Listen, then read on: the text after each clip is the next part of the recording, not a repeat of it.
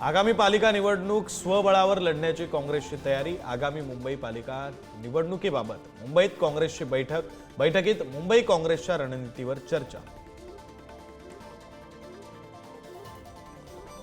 शिंदेंच्या शिवसेनेचे आमदार निलेश राणेंचा स्थानिक स्वराज्य संस्थांच्या निवडणुका स्वबळावर लढण्याचे संकेत।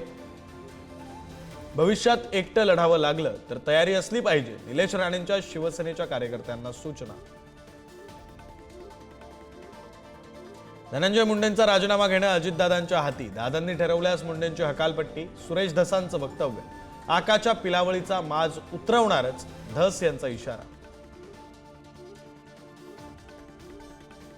अंजली दमानी यांचा पोलीस चौकशीवर आक्षेप, संतोष देशमुखांच्या हत्येच्या तपासात मंत्री धनंजय मुंडेंचा दबाव। दमानी यांचा आरोप, मुंडेंचा राजीनामा घेऊन देशमुख कुटुंबियांना न्याय द्या, दमानी यांची मागणी। अभिनेता राहुल सोलापूरकर पुन्हा बरळले, वेदांनुसार डॉक्टर बाबासाहेब आंबेडकर ब्राह्मण, सोलापूरकरांचं वादग्रस्त विधान। तर सोलापूरकर जिथे दिसेल तिथे ठोकणार, जितेंद्र आव्हाडांचा इशारा। आता सोलापूरकरांनी मागितली माफी।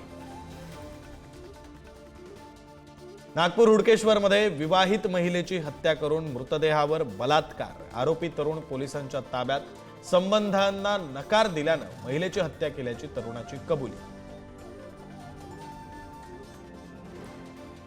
छत्तीसगडमध्ये जवानांची मोठी कारवाई, चकमकीत 31 नक्षलवाद्यांचा खात्मा, 2 जवान शहीद, 2 जवान जखमी।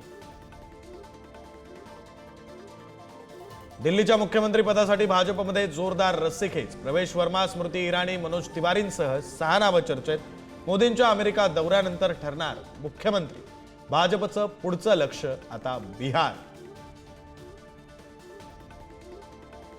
भारतानं दुसऱ्या एकदिवसीय सामन्यात इंग्लंडला चारली धूळ, 4 गडी आणि 33 चेंडू राखून इंग्लंडनं दिलेलं 304 धावांचं आव्हान सहज केलं पार।